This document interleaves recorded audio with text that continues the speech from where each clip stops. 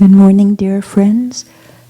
Today is the 7th of June, the year 2018, and we are in the Stillwater Meditation Hall of the Upper Hamlet, the Dharma Cloud Temple, during our 21-day June retreat. And this is the first question and answer session of the retreat. Thai offered question and answer sessions at all of the retreats he gave, whether at Plum Village or around the world. And he would say to us, please ask a question of your heart, a question that has to do with your daily life, your happiness, your suffering, your practice. And in this way, your question can benefit many other people.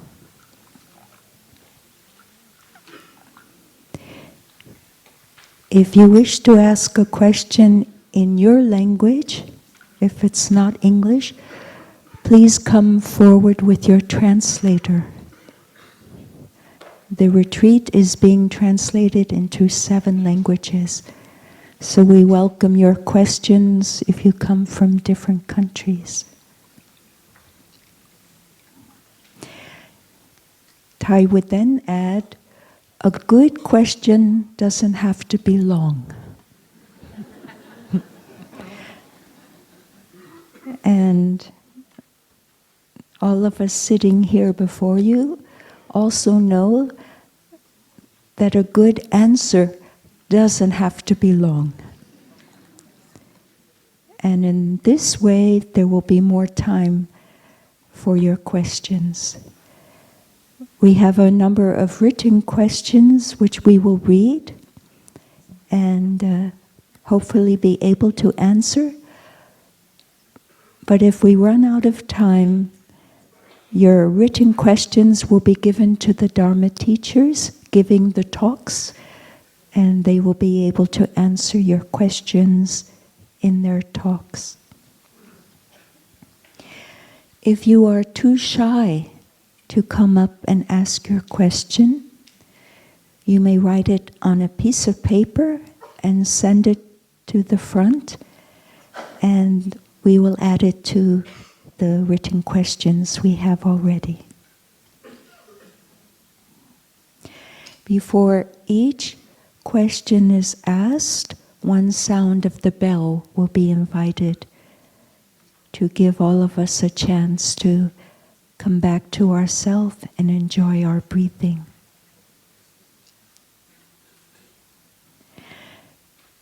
Please allow me now to introduce our panel members. To my left is Sister Chan Hoi Nim.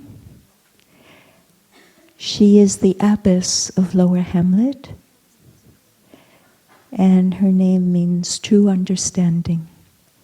She was born in Vietnam and was a teacher. Her profession was that of being a teacher before ordaining. To my right is Brother Chan Phap Lu, means true Dharma stream. He was ordained in the year 2003, and he speaks fluent Spanish, having lived in Madrid for a number of years. And he's been very supportive by offering retreats in Spain, and also has a special talent with bringing mindfulness into education and making that possible for the university in Barcelona, Spain. Sitting next to Brother Phap Lu is Bettina Romhart. Her Dharma name is Tree of True Awakening. It could be Tree of Awakening or Tree of True Awakening. Depends on where you put the word Chan, true. Bettina lives in Berlin, Germany, with her husband Kai and her son Jonathan. Bettina, as you see, is a member of the Order of Interbeing and is a Dharma teacher. For 12 years already, she's a Dharma teacher. And she and her husband lead the Sangha in Berlin. And they also have an interest in how their Sangha can support one another in a very deep way, because they, in the lay lifestyle, we don't live together. So they have a deep commitment to finding ways that in their Sangha they will be able to support one another, even though they have families and jobs and things like that. Her husband Kai leads retreats for business people, especially. And sitting next to Bettina is Brother Michael. Brother Michael's name is True Dharma Mountain. He was born in England but grew up in Ibiza Island in Spain. And he speaks fluent Spanish, and he has supported the Sangha in Spain immensely as a mentor, mentoring the next Dharma teacher from Spain. He leads retreats frequently for the Spanish Sangha. He's a long-term resident in Upper Hamlet now. He has a particular interest in engaged Buddhism, bringing the practice into society, and also an interest in transformation and healing.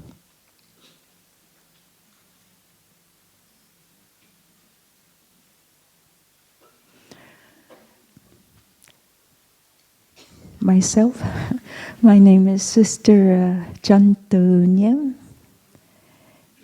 Sister Maitri Adornment, and I live in New Hamlet.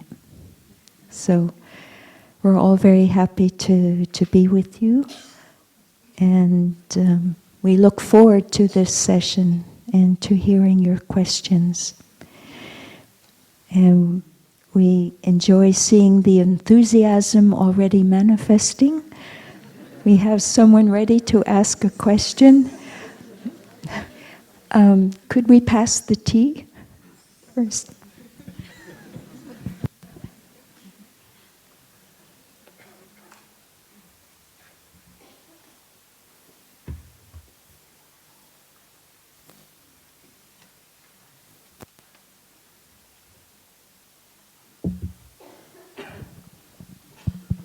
So let us hear another sound of the bell before we hear your question. Let me add that we will answer your questions based on our experience of practicing and our life.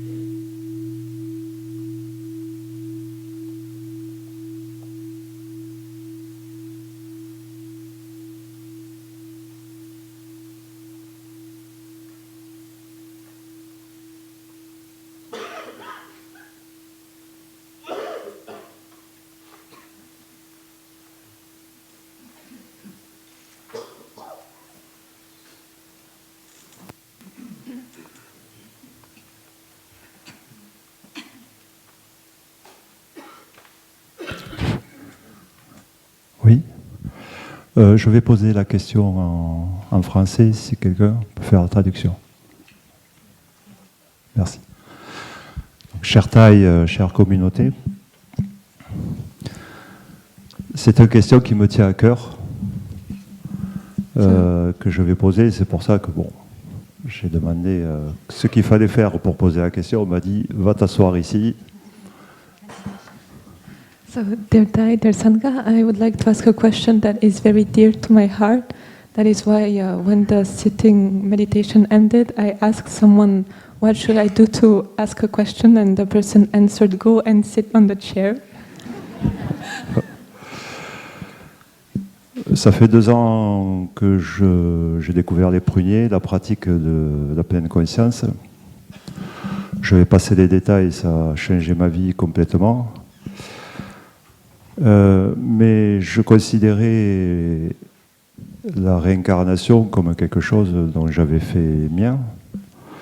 L'autre jour, il y a eu un enseignement qui a un peu effleuré la question. Ah oui, excusez-moi. So, I discovered Plum Village practice 2 years ago, and I will not go into details, but it changed my life. And I would like to speak about reincarnation.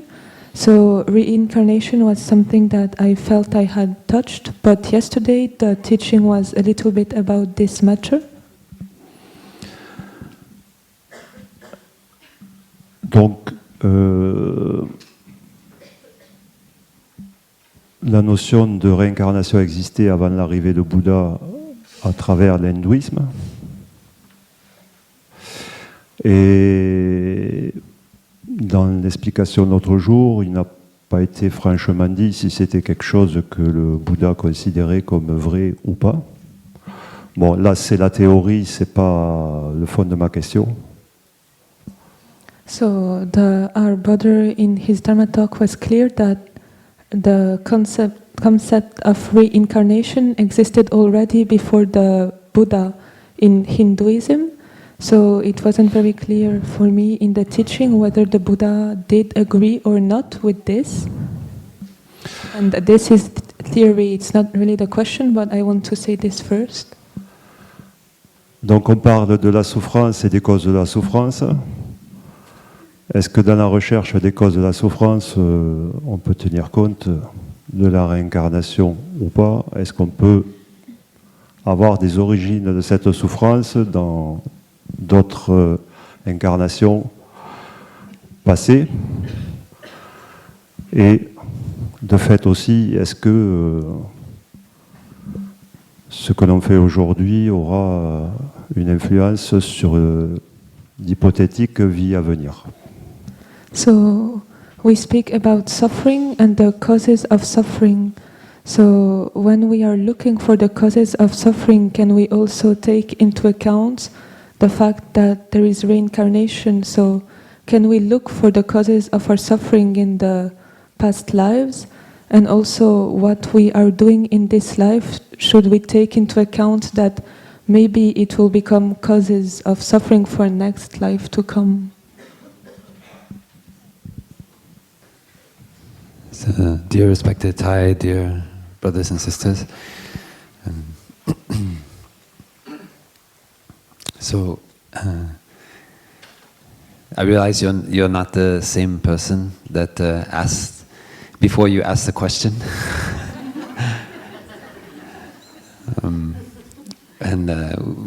If we take a moment, and we look in ourselves, we see that we are not the same people to hear your question that came into this hall. And every moment we are, through our actions of speech and body and mind, we are changing the fabric of the future. And this is a kind of rebirth. So when I breathe in and smile and come back to my body, then I know that I'm changing the future in the present moment. I know that I'm calming my body. calming my mind,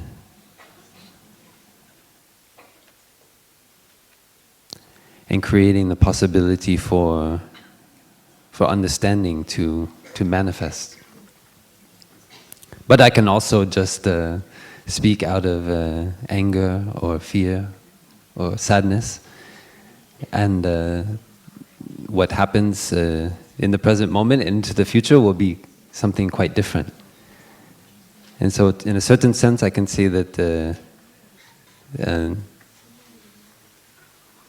there's a different person that manifests based on every moment, what I think, what I say, and what I do.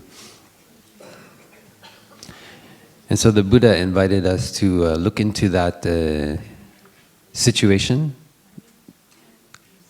that we are always changing the fabric of reality in the present moment,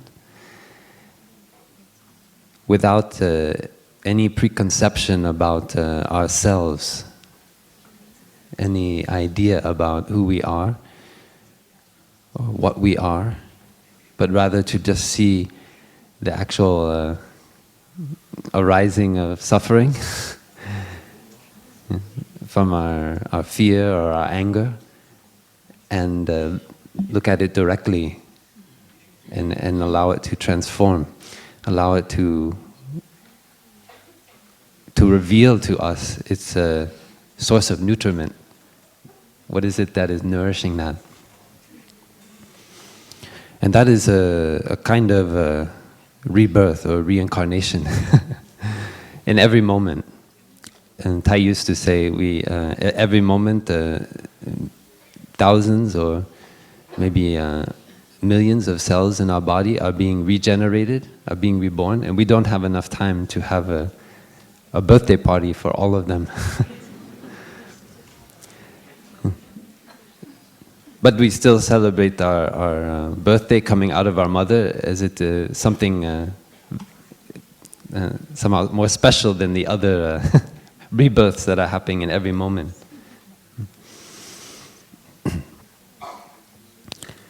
I think the trap in this topic of reincarnation is very sticky to Buddhism for some reason.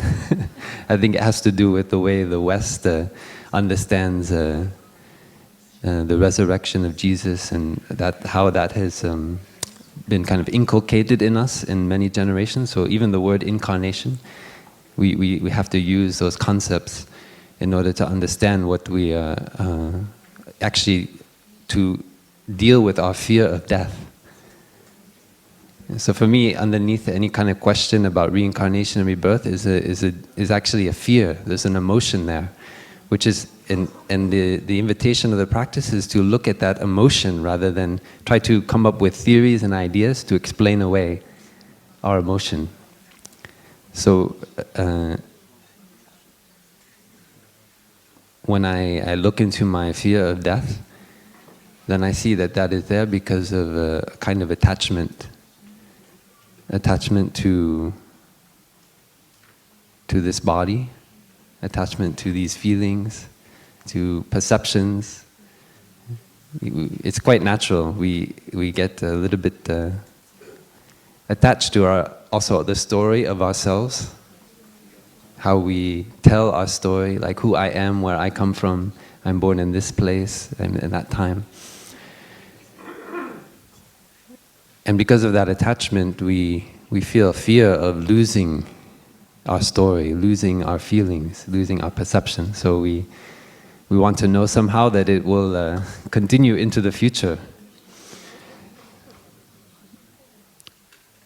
So Tai invites us to look at our body, our feelings, our perceptions like a kind of fruit tree.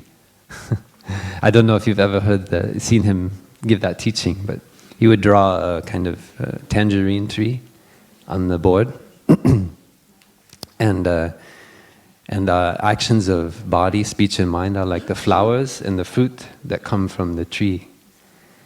And many people can come and they can enjoy that fruit. We know that if we don't nourish well the tree, that the fruit that will be manifest will maybe be not so tasty. maybe a little bit bitter. So in the way that we take care of our mind, how we cultivate our mind, we might have a little bit of anger or sadness or fear.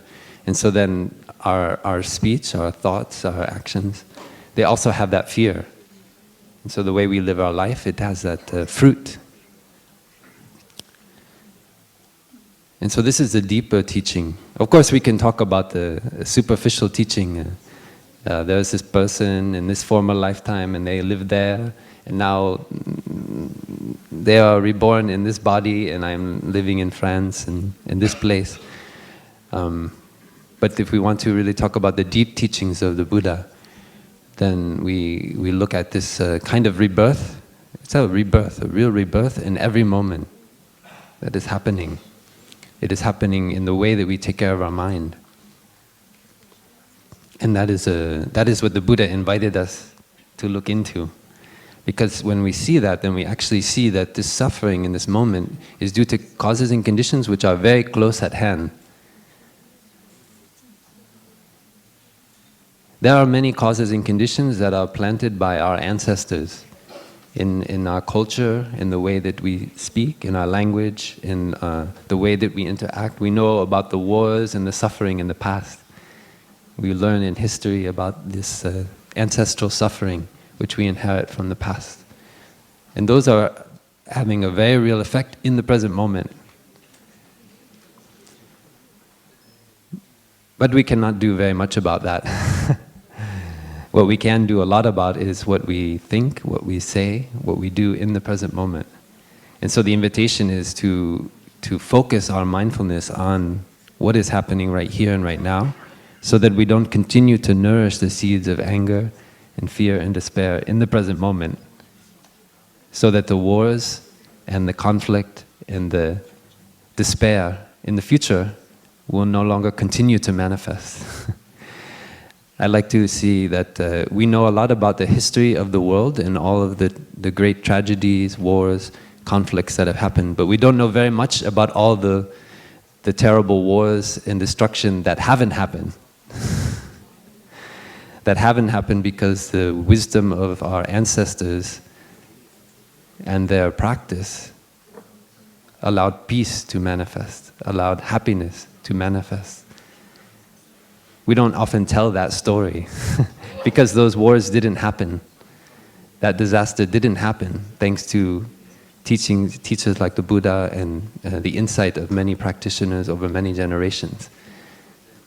So that is also something, the good news, there's a kind of good news that is also there in the suffering of our ancestors, which is that understanding is possible. And that is what we are invited to allow to be reborn in every moment.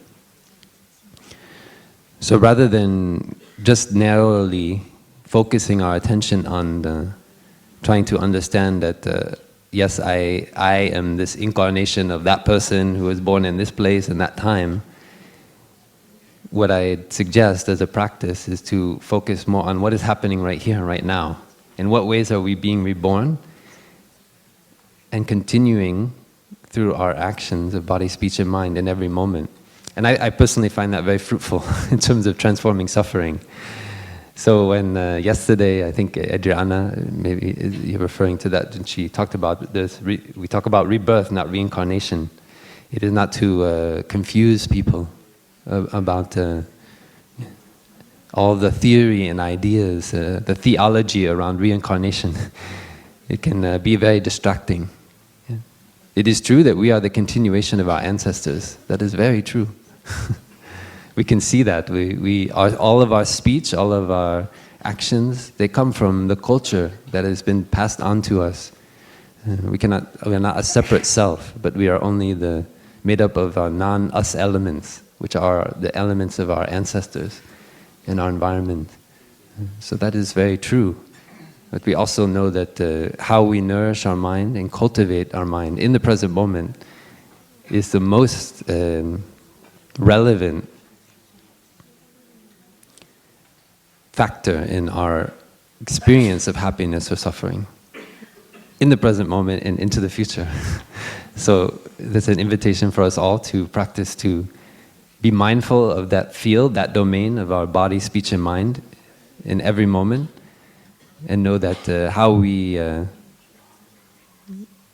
act is how we will experience the future, and that is rebirth from the deep teachings of Buddhism, and that is happening in every moment. And our actions continue well beyond the death of this body. They continue out into the universe, not only into human beings, but into all living beings and all even non-living beings. We know the devastating effect of human greed on the planet and the resources. That is just a very obvious, gross example of how we are reincarnated in every moment through our how we take care of our mind. So rebirth is not limited only to living beings, also to the what we call like the non-living world. So it is rebirth is something we can touch in every moment. So it's an invitation to be mindful of that and practice to look into what is causing the root, what is at the root of this suffering, this ill-being that's happening. So good luck in your practice.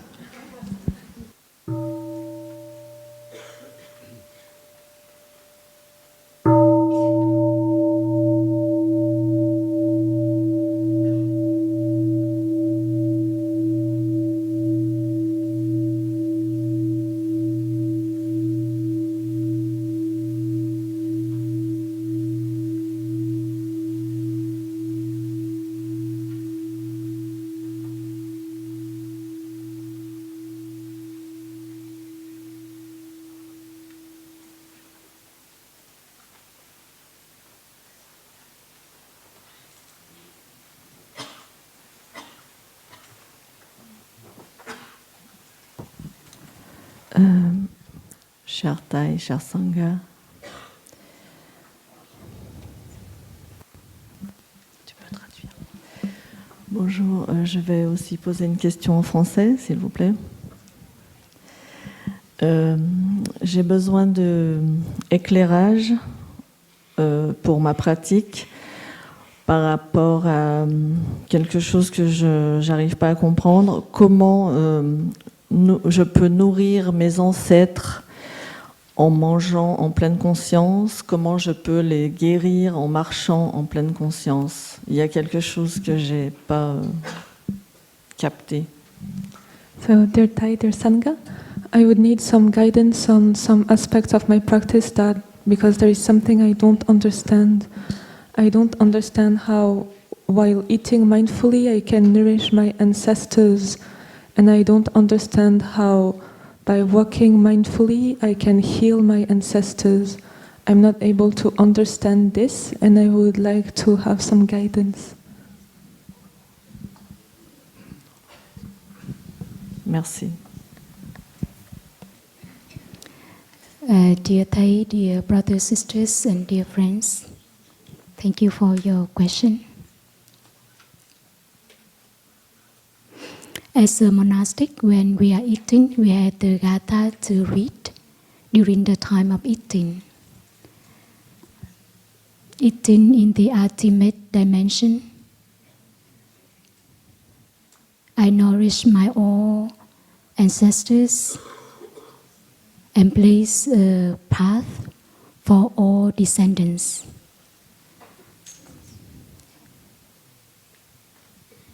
When we have the food to eat, it doesn't happen suddenly. And it's down to our parents, grandparents, and our ancestors to discover that food for us. Not because we just see carrot and we know that we can eat carrot, but because our parents eat carrot, our grandparents eat carrot, and our ancestors eat carrot. So it is why now when we see the carrot, we know we can eat the carrot. So the same with other kinds of food. And also the dishes, when we know how to cook this dish, because our mom did it, and we saw our mom did it, so it is why now we do exactly the same. or even we can create a little bit, but thanks to the dish we know the mom cooked, so it's why we can do it. And also our mom received that dish from our grandmother, and also the same with our ancestor. So when we eat and we can contemplate like that, so we nourish our ancestor in ourselves. And our ancestor is not only like French ancestor, but maybe Vietnamese ancestor, because there are some kind of Vietnamese food that your ancestor doesn't know, and now because we live together and we influence each other and we discover the Vietnamese food. So it is the same. We Vietnamese not only nourish the Vietnamese ancestor, but we also nourish the French ancestors, because they made some food that original Vietnamese people we didn't know. But because we live together and we can benefit and we can influence each other. So when we eat, we nourish our ancestor not only for our people, but also ancestors from other country and all the world. So by the way we are eating, we already nourish our gratitude to our ancestors. And also thanks to our ancestors show us how to eat mindfully. So it is why now we know how to eat mindfully. If our ancestors didn't know, maybe we also don't know.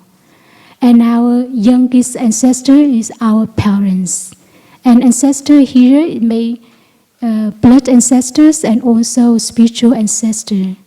And maybe the youngest our ancestor is our teacher, because he received the teaching from his teacher, from his grand-teacher and his grand-grand-teacher. So it's the same when we do the work. We also practice the same. This work, not if we do this work at the beginning, maybe we didn't know. But thanks to our parents did it, so we know how to do it. And our parents received and did it from their grandparents. So by that way, we can nourish our ancestors in ourselves. And also, we can discover how talented we are or what talented we have.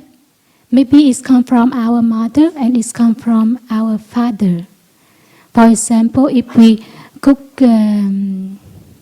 dish deliciously, maybe it's come from your mom. Your mom already transmit that seed to you, so you discover your mom inside of you.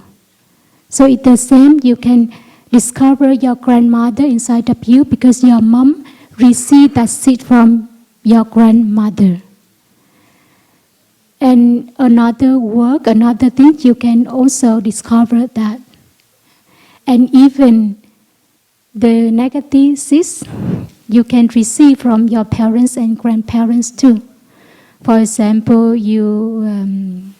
I don't know the example, you irritated easily, maybe it's come from your daddy.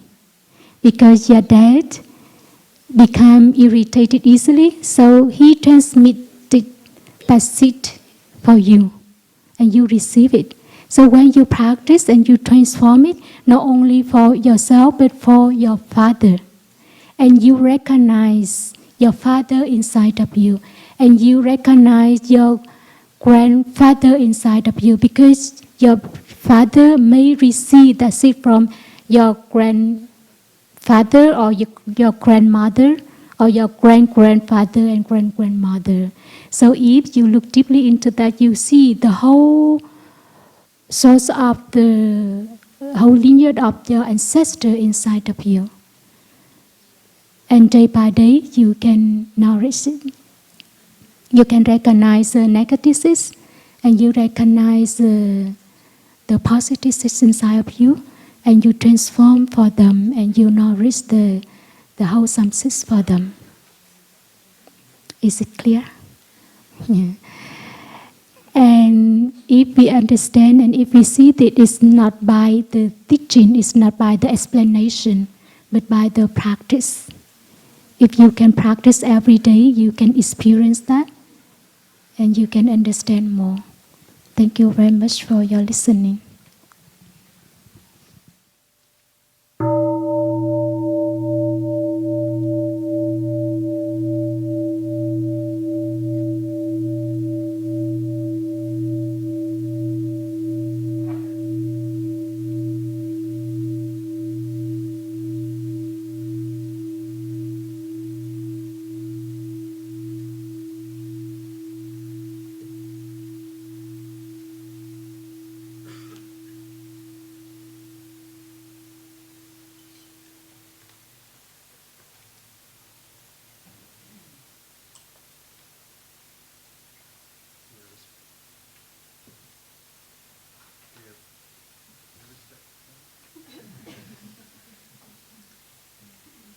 Dear respected Thai, that's better,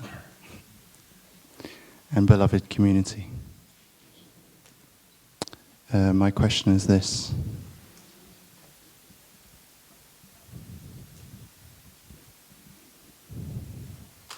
I realize my heart is racing, and the question has gone from my mind, but how would you skillfully navigate through commitment phobia?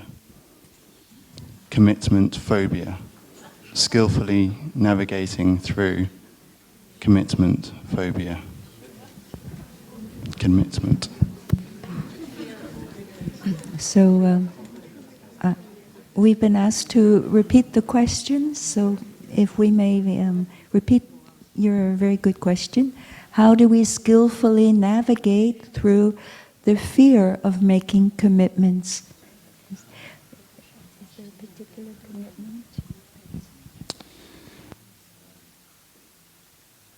Dear Sangha, there are 3 threads which I've identified in my experience. One relating to work and the commitment of doing particular tasks and being involved in particular responsibilities. The second one is in relationships. And the third one relates to the 14 mindfulness trainings.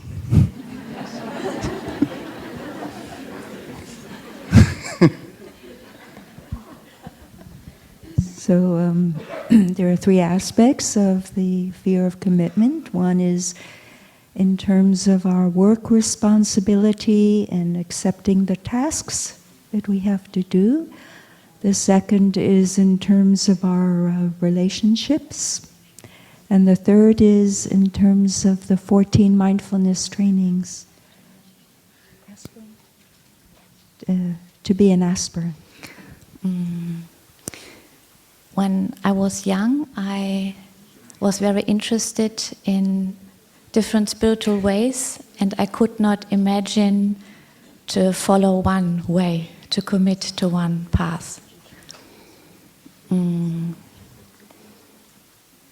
Finally, I did it, and I think it was not only because I could say wholeheartedly yes to a path, but on this way to saying yes to a path, I felt I could say more yes to myself and find something inside to which I commit.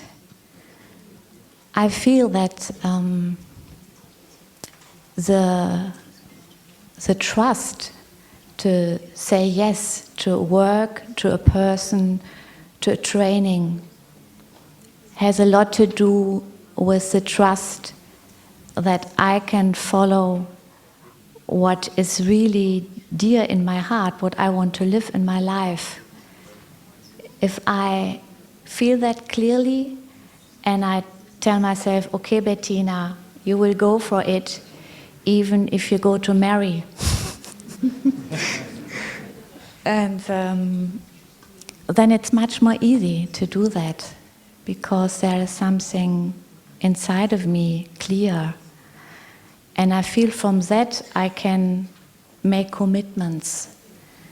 And So the question is about the commitment to myself, I see, to take care of that, and then looking into the relationship, the trainings, different aspects in life where I can commit to. I hope that it's a little resonating.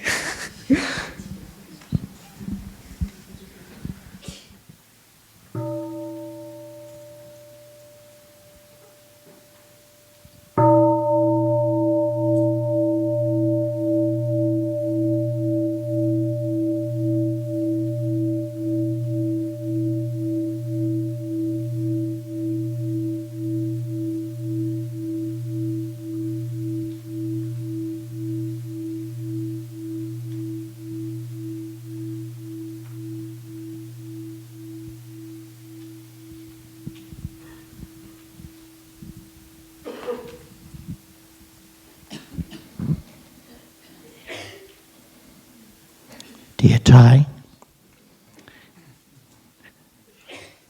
I invite you to come and sit out on the chair. It puts you on the spot. And I acknowledge that any question that a person asks is also talking about themselves, exposing themselves. Okay? So I just start with an open question. What do we rarely talk about except in terms of rules? Let us ponder for a moment. What's one thing in this community, in our society and culture that we rarely talk about, but we have very implicit or explicit rules about?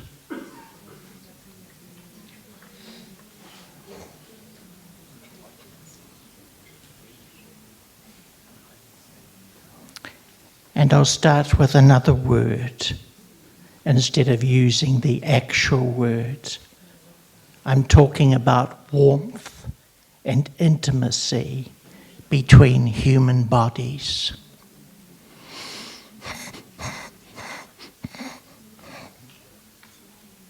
Some researchers would say that language is the interface between thinking and experience in terms of a community, society, and culture.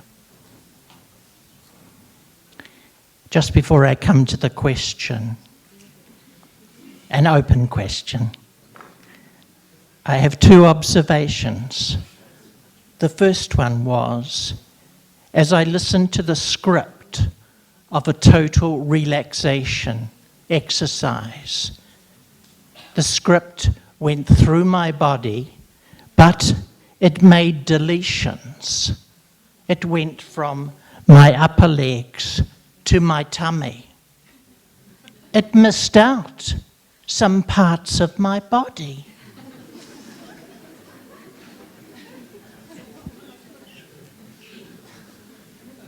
You may laugh, and I am also serious. What is that saying about our love and gratitude for our body? I have been excited to hear talkings about the body and mindfulness and their interrelationship. But some of my body is deleted. And the script went further up my body and talked about my chest. But it didn't talk about my breasts. It just talked about my chest. One more observation. Yesterday, when I heard the order of interbeing rules about sexuality, I had a feeling of either fear through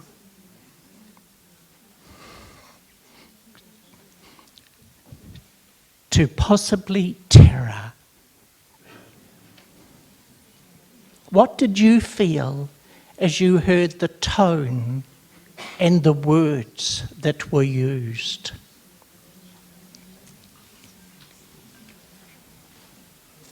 And I smile, and here's my question. I don't know how to read your laughter, but that's okay.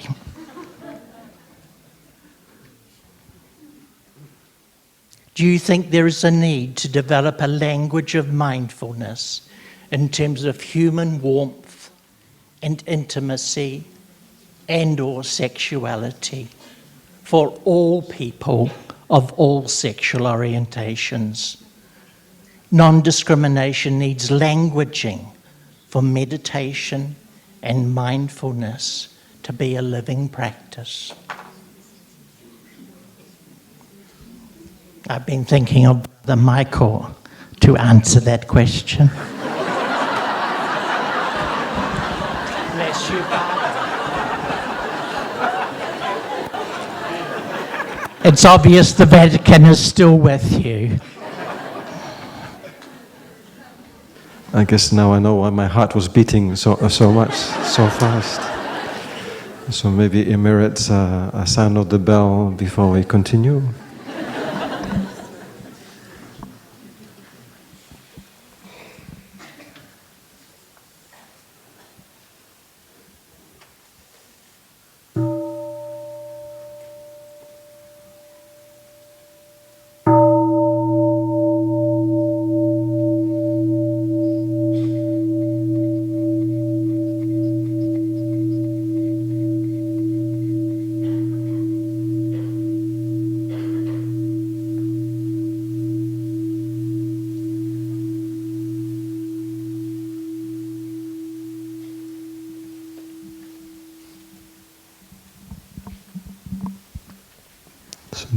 Dear Sangha, thank you for your question, and I'm not sure how qualified I am to give a good reply. I'm aware that often in deep relaxation, when I guide a deep relaxation, I don't mention the genitals, and in some retreats I do. And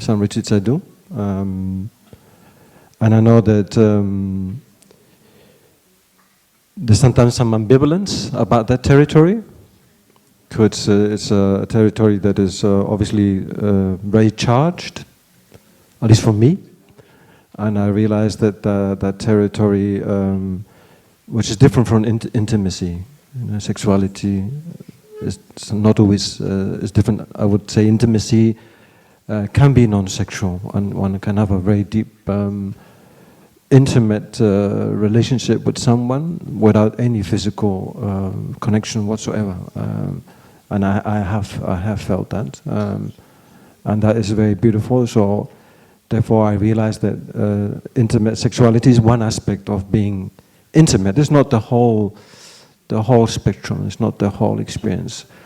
Although I also realized that sexual intimacy does bring some qualities that maybe non-physical intimacy bring. So I'm very aware of that. And in my case, because I would like to speak about my case, I know that often there is quite a lot of suffering in relationship to that. I feel very rarely that I have lived a sexuality that is healthy, because I haven't had a healthy upbringing in that territory, unfortunately not. And I don't know many people, at least where I grew up in Spain, many people that had a holistic, healthy relationship to intimacy and sexuality. Often it's more a consumerism and very raw, there's lacks love, respect, a connection to the person instead of to the organ, sexual organ. So I think sometimes maybe when I give a deep realization, it has to do a lot with my experience. So often when I feel more confident, I go into the genital realm. And that when I feel confident, because as I say, my experience in that has not been one of healing. It's been one of suffering. That doesn't mean it only has to be of suffering. Obviously, it doesn't. For many people, that's not the case. So maybe if I give a deep relaxation, maybe I don't know if that was mine that I gave, that I went from the legs to the heart. It could be.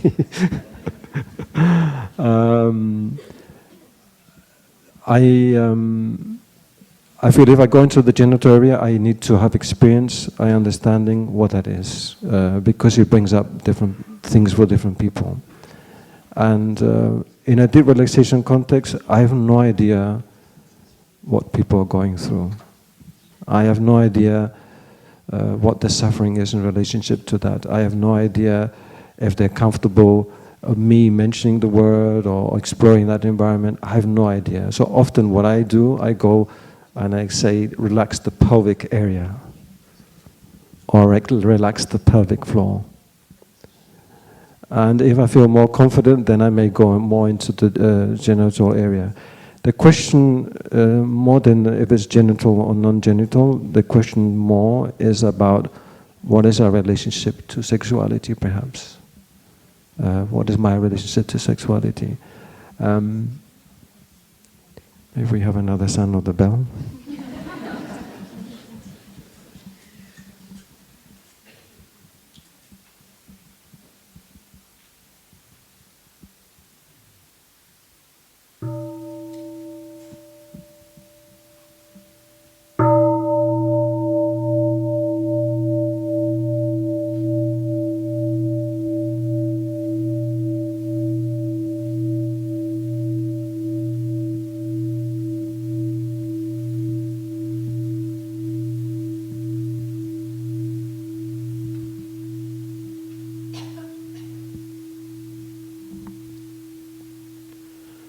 And of course, I think it's really up to us, lay order members and lay practitioners, to really shed more light in that realm, because I can't ask monastics to shed much light there, because that intimacy is not practiced. So it's up to us as lay practitioners to practice in that realm. And I personally know, for me, it's a very challenging realm, because of the type of suffering that comes up for me. Some is conditioned by my society, where I grew up in Spain. There is unfortunately a strong homophobia. So I know that I have a homophobia in me. There is so that is there. So I know when I touch this sexual reality, these things come. I'm afraid sometimes of the touch of a man. So I explore that. I want to try to understand where is that coming from. And I try to understand, is there love in there? And at some point I felt that love can embrace man or woman. There's not necessarily a distinction. Love can embrace a man or woman. So if there's love within me, I can embrace a man, or I can embrace a woman, if there's love.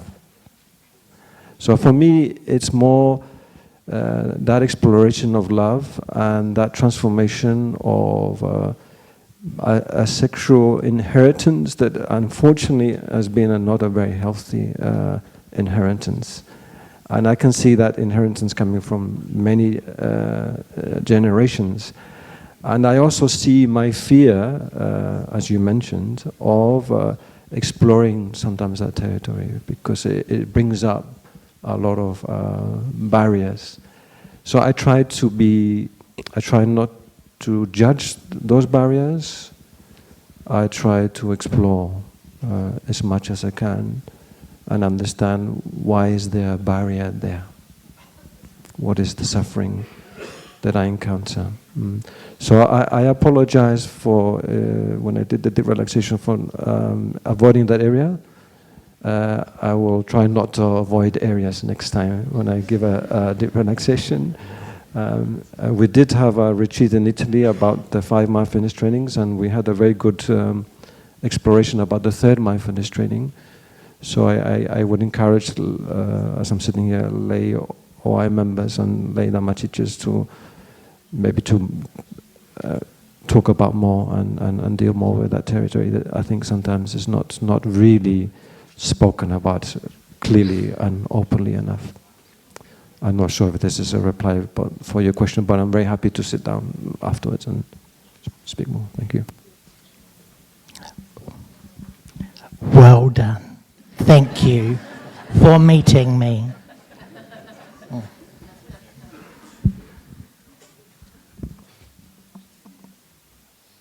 Okay, we can listen to the sound of the bell. We'll also listen to a written question.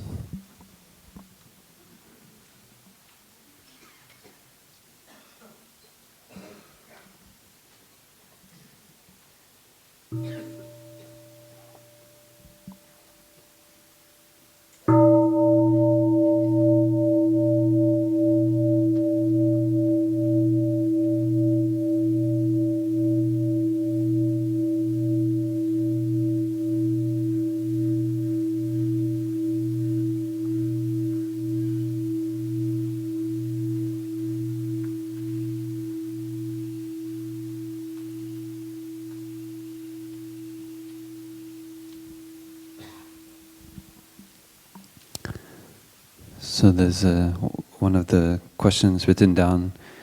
How do you practice loving kindness, metta, with difficult people? Creative ideas? Question mark. How do you practice loving kindness with difficult people? Creative ideas? Dear respected Thai, dear friend who wrote the question, it's a very good question. And in fact, if I could share with you that Thai gave me that name, metta or loving kindness, and at the time of receiving the name, I said, well, it can't be true. I don't have that quality in me. But I saw that it would be a direction for my practice for the rest of my life. Because at that time, as I look back, I see that I was a difficult person. By that, I had a lot of habit energies from my ancestors, from where I grew up, from my parents, such as getting angry easily, reacting, interrupting when someone was speaking. And I felt that it was certainly a challenge for me to develop these qualities. So what helped me the most was the practice of simply being able to stop and recognize if I had a thought of criticalness or judgment, to recognize that and accept it, that it's part of me. And then I use the practice of mindful breathing to help stop the habit energy of speaking very, very quickly. So I stopped, I came back to myself. I practiced breathing in and out to calm my mind and my body. And because I recognize this habit in me, I now am able to recognize when someone else is going through a similar experience in themselves of being difficult. I'm not sure what the word meant to the person who wrote the question. Sometimes teenagers are difficult. They're rebellious, or the parents do their best to help give them the values of compassion, of understanding. But sometimes there's the influence of the peer group. So a creative idea might be to try to understand deeply a difficult person, to see what are the contributing influences contributing to this person's being difficult.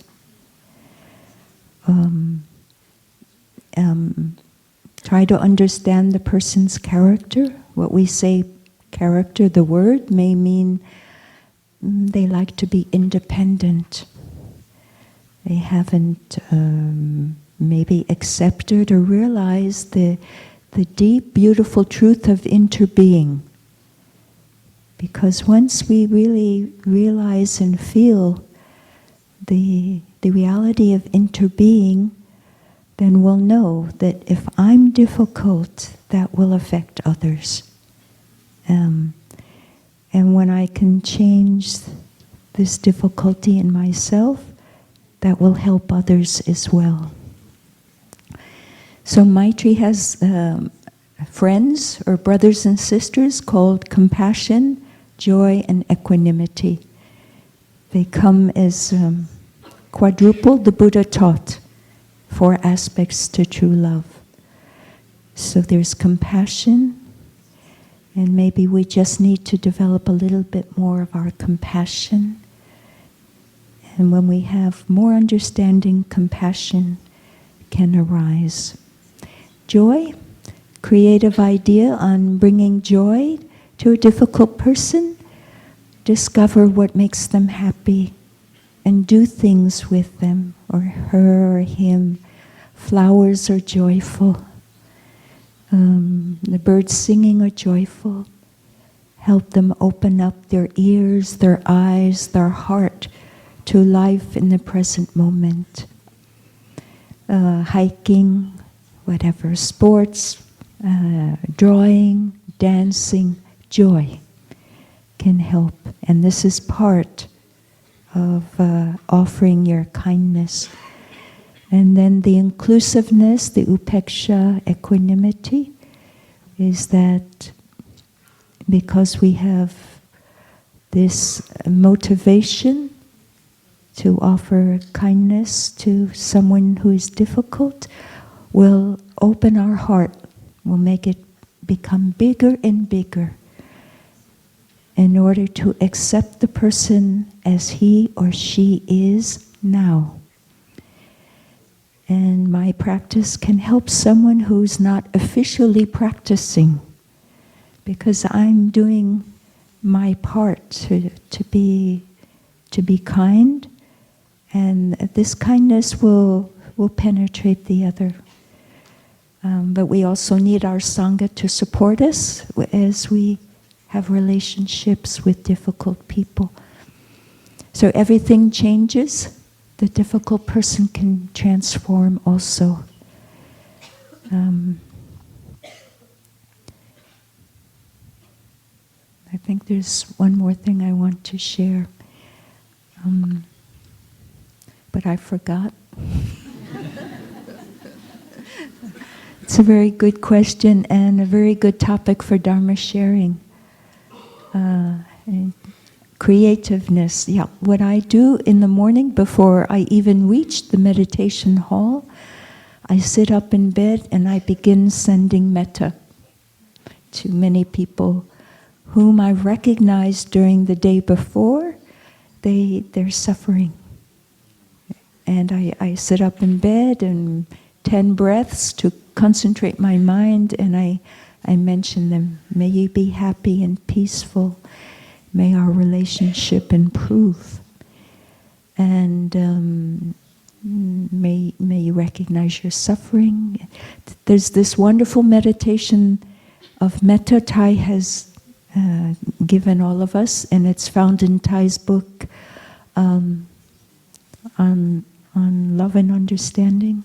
The title, it's in the bookshop, purple cover, or maybe it has a different color. Teachings on love. Teachings on love. So I've noticed when I do this first thing in the morning, before I brush my teeth, my mind benefits.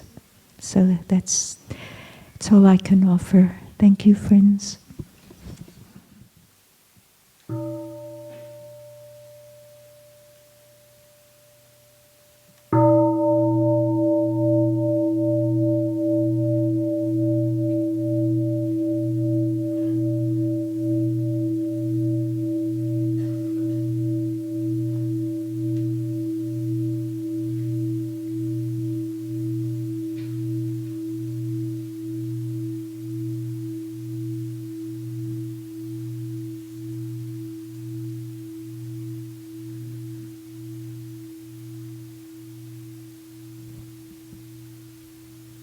Dear Thai, dear Sangha, dear beloved teachers, I have some difficulties in understanding and introducing mindfulness as a way of life in the universal way.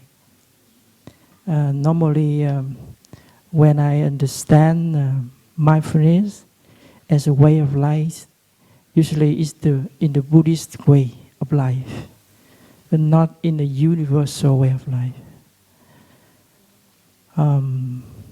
The first concrete difficulty is with my family. My mothers and many of my brothers, aunts, uncles were from the Christianity origin. So I did invite them to the retreat of Plum Village, and they did practice all of the basic techniques. But when they come back to their life, normally they continue their Christianity way of life.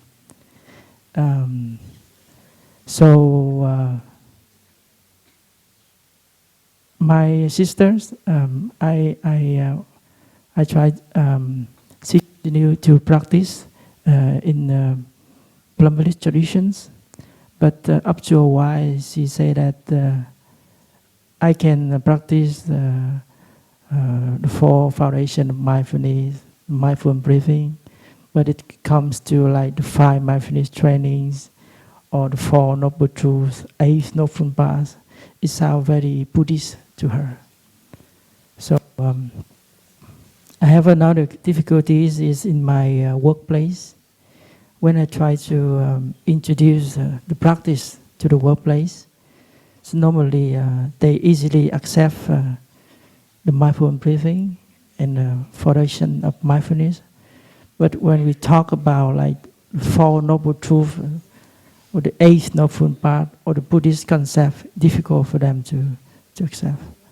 So my question is that how can we understand and introduce mindfulness as a way of life, but still in the universal way, not just in the Buddhist way? Thank you. So happiness is not Buddhist.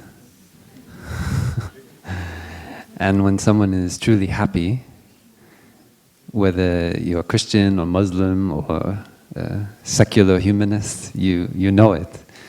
You want to be around that person, and quite naturally you look at that person, you say, why is he so happy?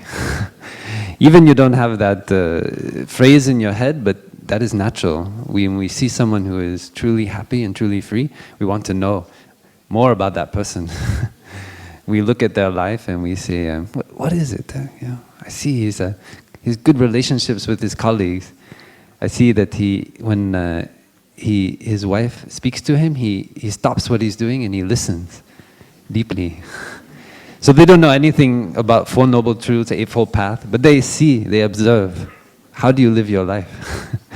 And then they start to do like that. So that is the essence of what I would share. Just be happy. Thai often said, a good Dharma teacher, the only requirement is that they be happy. Many people come to us now and they say, how do I become a Dharma teacher? And they say, I take the 5 mindfulness trainings, and then I have to wait a year, and then take the 14 mindfulness trainings, and then I have to wait 5 years, and then I become a Dharma teacher. And look at me, I'm ready to be a Dharma teacher. But the brothers and sisters, we just smile and breathe. Because we see, is that person happy? That's the only thing we ask. We just look and see, is that person really happy? It doesn't mean that they don't suffer, right? But do they know how to look into their suffering and transform it into happiness? So this is the essence of what I receive from Thai, and what I feel that Thai always try to transmit. Thai also did a lot of work to transform the vocabulary of Buddhism in a way that people could easily receive it, no matter what their background. Like I love to, when Thai talks about the cloud never dies, and how the cloud that we see in the sky is so beautiful. And then we think, I wish that cloud would be like that forever. But we know that the tea that we drink is the continuation of the cloud. And that if the cloud did not turn into rain and go into the earth and come out as a spring that we can collect with our water bottle or in the well, and then come out of the sink and be the tea that we, the water that we heat up to make the tea, that we could not have the tea. And so there's no Buddhist vocabulary in there. That is something that everyone can get in touch with. So we don't have to talk about no birth, no death, but we just we can see it in the fabric of reality. So, or if we look into the Tangerine, when we go to schools with young children, and then we do Tangerine meditation. So we hold the Tangerine and we say, "Do you see the sunlight in the Tangerine? Can you see the sun?" And they say, "No, no, no." I say, "Well, how did this tangerine get to be in my hand like this?" And they say, "Oh, it was on the tangerine tree." "Wow, how did the tangerine tree grow?" "Because of the water and the farmer and sun." So that is why if you take the sun out of this tangerine, it cannot be here. And then say, look deeply into the tangerine, they see it is only made of non-tangerine elements. It's only made of the earth, the cloud, the ancestor of the tangerine tree that our ancestors thought was a little bit tasty, and so they planted another one, and then they found one a little bit more tasty, and they planted that one. And so we have the beautiful big tangerine we have today. And so that is not, there's nothing in there that is Buddhist. So this is a kind of skillful means. We just use everyday language to describe phenomena in a way that people can look deeply into causes and conditions. So we don't have to say dependent origination and confuse everybody and think, "Oh, I have nothing to do with that. I'm a Christian." But we just help them to look at the evidence themselves. I think it's difficult to deny evidence, right? So we are nowadays, like one of the brothers, they put on the above the tea table a little sign that says, "I need evidence." And that is the attitude of people today, right? So whether it's Buddhist or Muslim or anything, I need evidence. So we have a culture of faith, of implicit faith in experts and scientists. We don't even, as long as they have a lot of, degrees after their name, then we trust. We say, okay, that is all these institutions, they verify this person is as a real evidence. But that also creates a suffering of, we export our own scientific capacity to look into our own body and mind and see what is happening in the present moment. So this is the danger. This is what we found ourselves now. We believe that we are people who don't have faith in religion, but we just put our faith somewhere else. Yeah, in institutions and the news and things like that.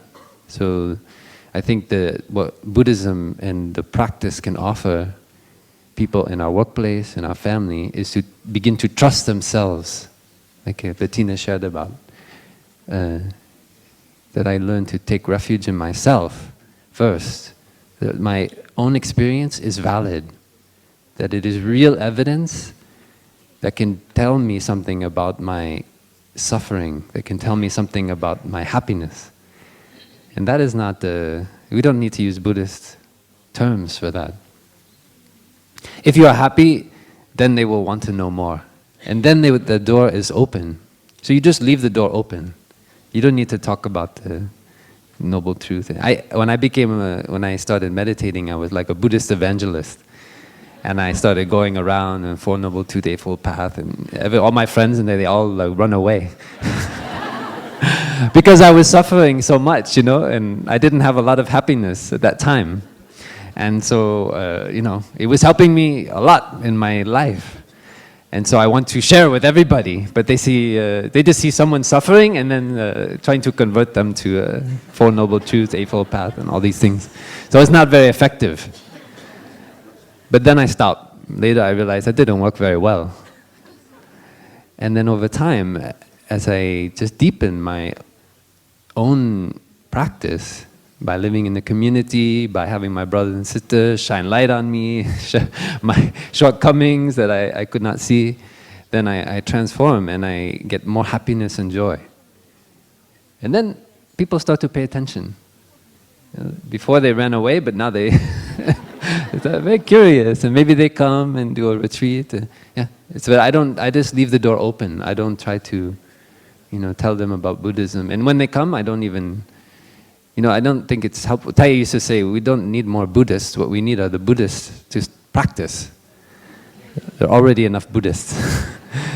So if you are Christian, then we can see the deep root of joy and happiness in the Christian tradition. And it is there.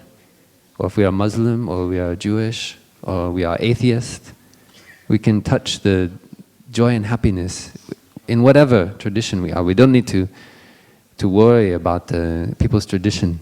So this is a little bit my experience. And I see you're quite happy, so I think just continue on your path.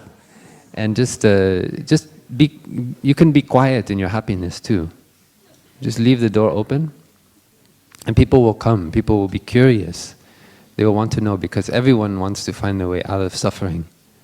And you will, and then, you don't have to be there with the Four Noble Truths and Eightfold Path when they come in the door, but you can be there with the cloud and with the tangerine, and I think they will understand.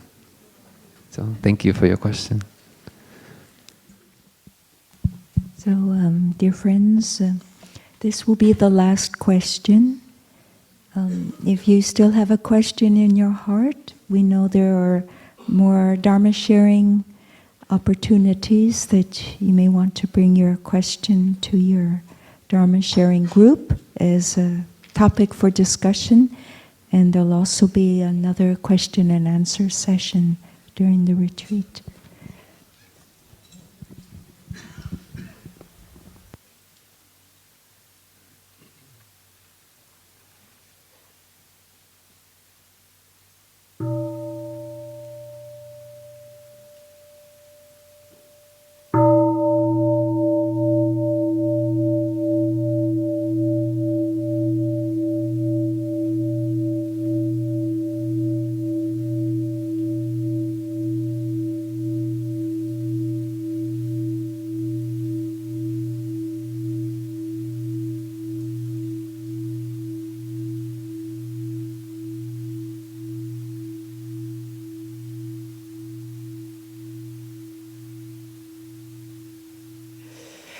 So, dear Thai, dear community, I'm very nervous when talking in front of people. So, the question I want to ask today is how to deal with my frustration with words. Because I know that language is very clumsy, and I often get very frustrated, especially I feel like when I'm thinking, there are 3 levels of thinking for myself. There's the level of thinking where I use words, where I think with sentences. There's a level of thinking where I think with pictures, with forms, with more like visual aspects. And then for me, there's a deeper level of thinking where there are no words and there are no pictures. And this is when I get really frustrated, because I'm thinking, but I can't express any of it. And I feel so helpless because I want to communicate, and I can't.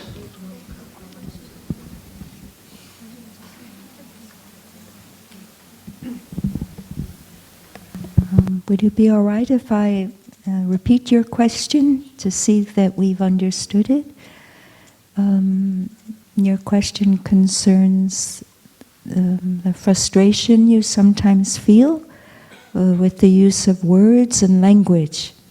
So there's the first level where you use words, or you're thinking, and your thinking is expressed through words and language. And there's another level that you experience, and that is more or less it's the visual aspect where you're aware of forms. Is that correct? The visual. Would you like to share a little bit more about that? Yeah.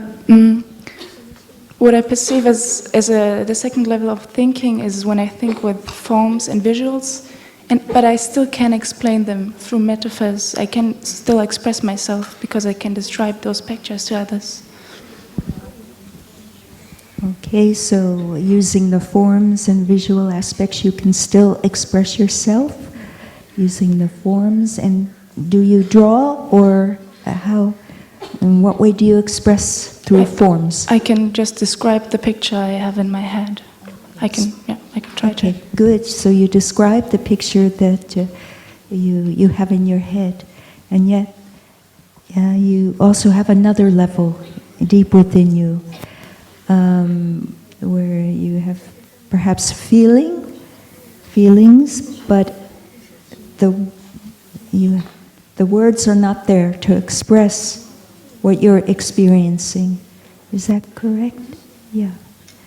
All right. And now to paraphrase your question, would you like us? Could you please paraphrase how we can answer your question? You give the answer. Yeah, how to deal with the frustration I feel within myself, with this feeling of helplessness, with this feeling of not being able to express myself. Okay, thank you. I have the impression there are different levels to answer that question, or to give some words. I think one level might be the frustration of not being able to express something, to look deeper into that,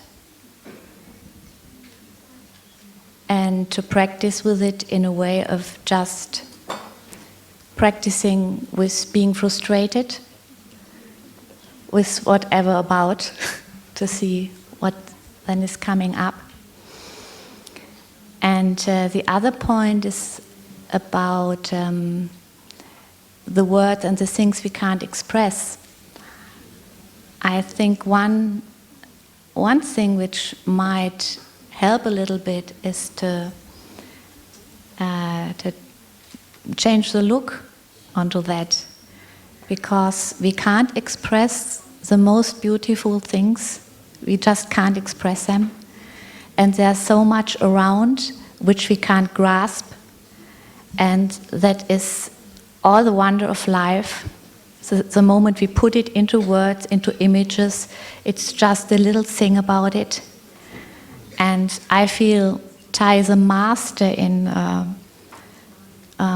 touching, giving us the opportunity to touch this.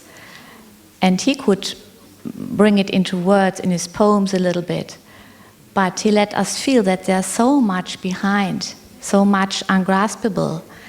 And to enjoy that, just to know that as soon as I start thinking and talking and bringing words to something, I make it smaller. So there's so much behind, and that's wonderful. And I need the words, and they're helpful, but only on a very little way. And to connect to this when there's something which you can't express in words, which is beautiful or which is sadness, and then maybe you can go out, give someone a hug, or sing with the birds, or something like this. And I feel there's a beauty also in relating to others by knowing I can't express it, or as soon as I give words, I make it small. Like you talked about intimacy. I feel the moment I start to think I know about my partner or about my child, there's no more intimacy because it's in between us. And when I come from a point of there's so much and I don't put it into words and I can go with this and leave it, it can be very beautiful. I once came from a retreat where that was very much mentioned, and I started to write under my emails to my husband, not longer my name, so we exchange often emails during a day, saying Bettina, but saying the ungraspable or the miracle. And he responded with this, the wonderful, undescribable something. And I think we had really, it's not joke, we really had one of the most beautiful weeks in our relationship by looking with this. I can't put you in words. I can't tell who you are directly. I can't even say what is now coming up in me. There are so many things when I have an emotion which my husband is bringing up in me. And even in the beginning in you, it's just a tiny little thing I can express. And to be aware of it. And not be... There is frustration, but there's also something wonderful. And to relate a little bit to this.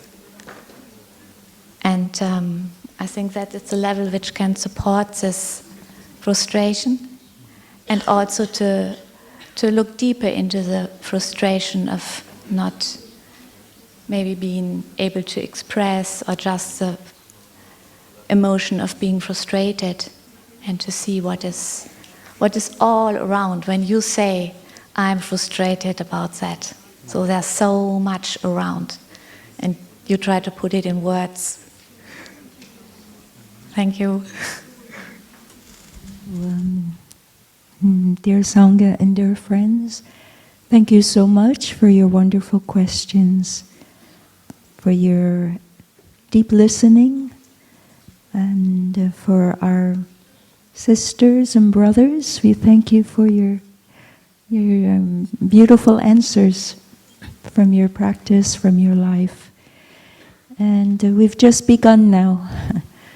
There's the openness to ask questions and to receive answers. I think we'll end now by listening to 3 sounds of the bell, and we'll have enough time to do things, go somewhere, be together before walking meditation begins at 12 o'clock, I believe. Yeah. Thank you, friends, and have a good day.